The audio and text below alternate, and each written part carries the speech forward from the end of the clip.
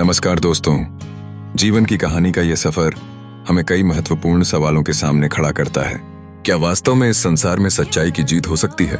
क्या धन और शक्ति ही जीवन के असली मानक हैं?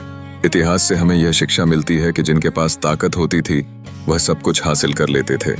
यह कहना गलत नहीं होगा कि आज के समय में जो लोग धनवान हैं वही जीवन के इस खेल के असली खिलाड़ी हैं। हमारे समाज में एक विचार बहुत प्रचलित है, जिसकी लाठी उसकी भैंस। बेन यह कहावत हमें यह बताती है कि जिसके पास ताकत होती है वही नियमों को बनाता है। धन के पुरानी कहानियों का एक गहरा निहितार्थ है।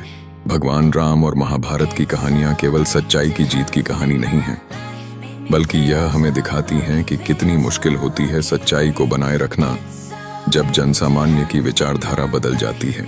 इस दुनियादारी में सब कुछ बिकता है, केवल खरीदने वाला चाहिए। तब सवाल उठता है, क्या हमें सच्चाई के लिए लड़ाई करनी चाहिए या धन के पीछे भागना चाहिए? वास्तव में पैसे के बिना आज की दुनिया में किसी की कोई सुनवाई नहीं होती है। कानून की शब्दावली भी धन के हाथों में बंधी हुई है, जहां नेता और उनके अनुचर केवल पैसे वालों के इशारों पर नाचते हैं। इस परिदृश्य में जब हम अपनी जिंदगी को देखते हैं तो हमें समझना चाहिए कि सच्चाई की हमेशा जीत होती है। यह केवल एक प्रथा है जो हमें संतोष प्रदान करती है। हमें यह नहीं भूलना चाहिए कि सच्चाई का मार्ग कभी आसान नहीं होता, लेकिन यह हमें हमेशा उच्चता पर रखता है।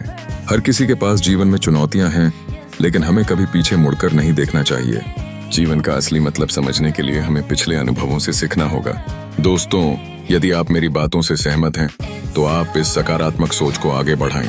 हमें एकजुट होकर समाज में बदलाव लाना होगा। जीवन को जीना है और इसे एक बेहतर दिशा में मोड़ना है। जय हिंद। और अपने विचार साझा करने के लिए धन्यवाद।